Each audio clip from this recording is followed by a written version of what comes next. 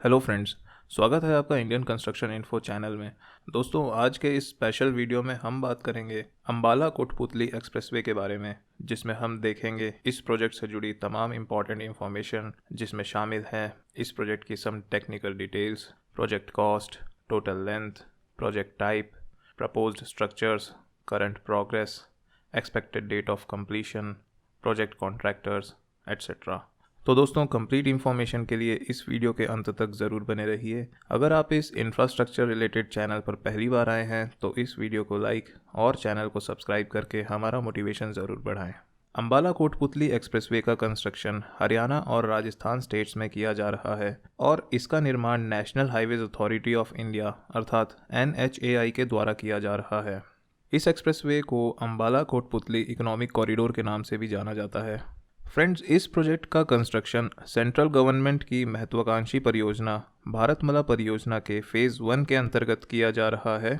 यह परियोजना northern India और वेस्टर्न इंडिया के बीच बेहतर कनेक्टिविटी स्थापित करेगा। Ambala Kotputli economic corridor project एक greenfield and brownfield type expressway का कॉम्बिनेशन है, जिसके अंतर्गत 6 लेन के एक्सेस कंट्रोल्ड एक्सप्रेसवे का निर्माण किया जा रहा है। इस एक्सप्रेसवे का राइट ऑफ वे या कहें ROW 70 मीटर्स का रखा गया है।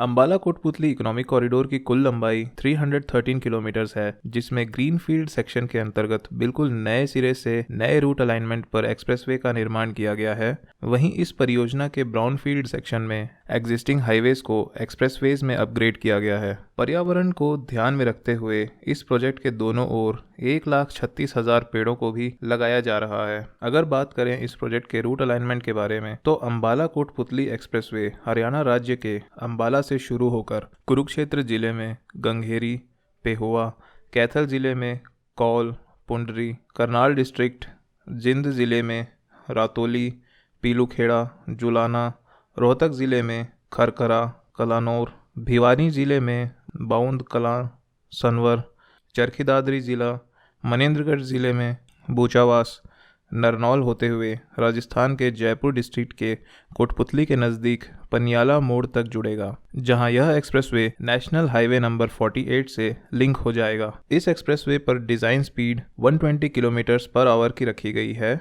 और इस एक्सप्रेसवे के सक्सेसफुल कंप्लीशन के बाद चंडीगढ़ से जयपुर के बीच यात्रा करना और भी आसान हो जाएगा। दोस्तों, वर्तमान में चंडीगढ़ से जयपुर के सफ़र में लगभग 9 घंटे का समय लग जाता है, लेकिन अंबाला कोटपुतली एक्सप्रेसवे के बन जाने के बाद इस दूरी को मात्र 5 घंटे में तय किया जा सकेगा और हम कह सकते हैं कि यात्रा में लगने वाला समय लगभग आधा हो जाएगा। और इस एक्सप्रेसवे के बनने के बाद जयपुर से हरियाणा, पंजाब, हिमाचल प्रदेश, जम्मू कश्मीर इत्यादि की कनेक्टिविटी और भी बेहतर और आसान हो जाएगी। दोस्तों, अंबाला कोटपुतली इकोनॉमिक कॉरिडोर या कहें अंबाला कोटपुतली एक्सप्रेसवे के अंतर्गत 4 पार्ट्स आते हैं। अगर विस्तार में बात करें तो पहले पार्ट में आने वाला अंबाला टू इस्माइलाबाद सेक्शन अंबाला से शुरू होकर कुरुक्षेत्र ज़िले में इस्माइलाबाद के नज़दीक गंगेरी तक जुड़ता है, जिसकी कुल लंबाई 39 किलोमीटर्स है। यह सेक्शन NH 152 के अंतर्गत आता है। यह एक ब्राउन फील्ड सेक्शन है जिसमें एग्जिस्टिंग हाईवे को अपग्रेड करके एक्सप्रेसवे बनाया गया है।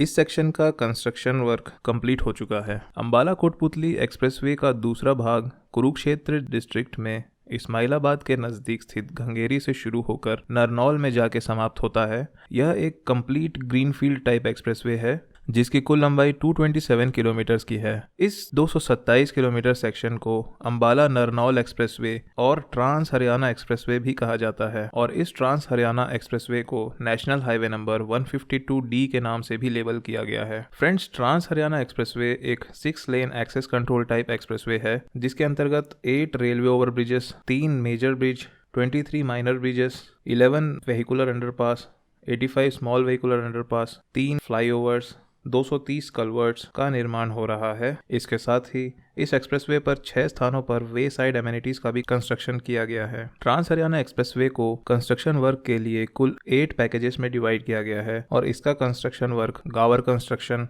जियान सी construction, Ceigall, Shiv build India, Galfar construction companies द्वारा किया गया है। अंबाला कोटपुतली एक्सप्रेसवे का तीसरा सेक्शन नरनौल बाईपास है, जिसकी लंबाई कुल 14 किलोमीटर्स है और यह भी इस एक्सप्रेसवे का ग्रीन फील्ड सेक्शन है। और अंत में इस प्रोजेक्ट का फोर्थ पार्ट नरनौल से राजस्थान में जयपुर जिले में कोटपुतली के नजदीक पनियाला मोड़ तक जुड़ता है, जिसकी लंबाई लगभग 30 किलोमीटर्स की है। यह सेक्शन ब्राउनफील्ड टाइप एक्सप्रेसवे है, जिसमें एग्जिस्टिंग हाईवे को अपग्रेड करके एक्सप्रेसवे में कन्वर्ट किया गया है और इस सेक्शन को NH 148B के नाम से भी जाना जाता है। तो दोस्तों, अंबाला कोटपुतली एक्सप्रेसवे बताए गए इन 4 पार्ट से मिलकर बना है।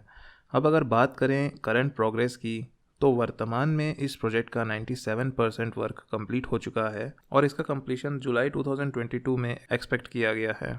इस प्रोजेक्ट की estimated cost land acquisition cost मिलाकर 21,000 करोड़ रुपीस है। यह expressway under construction Delhi Amritsar Katra expressway को भी इंटरसेक्ट कर रहा है, जिससे यह जींद जिले में रातोली विलेज के पास इंटरचेंज के माध्यम से लिंक होगा। अंबाला कोटपुतली एक्सप्रेसवे को फ्यूचर में दिल्ली मुंबई एक्सप्रेसवे से भी लिंक किया जाएगा। अंबाला कोटपुतली इकोनॉमिक कॉरिडोर अपनी टोटल स्ट्रेच में 15 नेशनल हाईवेज और 11 स्टेट हाईवेज को क्रॉस कर रहा है और इनके इंटरसेक्शंस पर इंटरचेंजेस का निर्माण भी किया गया है। इसके साथ ही इस इकोनॉमिक कॉरिडोर पर एडवांस ट्रैफिक मैनेजमेंट सिस्टम को भी इम्प्लीमेंट किया गया है और साथ ही हर 500 मीटर्स के अंतराल पर रेन वाटर हार्वेस्टिंग का भी प्रावधान है। अंबाला कोटपुतली इकोनॉमिक कॉरिडोर के सफलतापूर्वक निर्माण के बाद अंबाला से जयपुर के बीच सभी मुख्य शहरों की आपस में कनेक्टिविटी निश्चित ही तेज और बेहतर हो जाएगी, जिससे इन क्षेत्रों के इकोनॉमिक और इंडस्ट्रियल ग्रोथ को बढ़ावा मिलेगा और इन इलाकों के सोशियो इकोनॉमिक लाइफ पर भी पॉजिटिव इम्पैक्ट होगा। तो दोस्तों, यह थी complete information Ambala Kotputli economic corridor की। आई होप आपको यह वीडियो इन्फॉर्मेटिव लगी होगी। अगर वीडियो पसंद आई तो इस वीडियो को लाइक, शेयर और चैनल को सब्सक्राइब करना बिल्कुल ना भूलें तथा कमेंट सेक्शन में इस प्रोजेक्ट से रिलेटेड अपने विचार ज़रूर व्यक्त करें। धन्यवाद।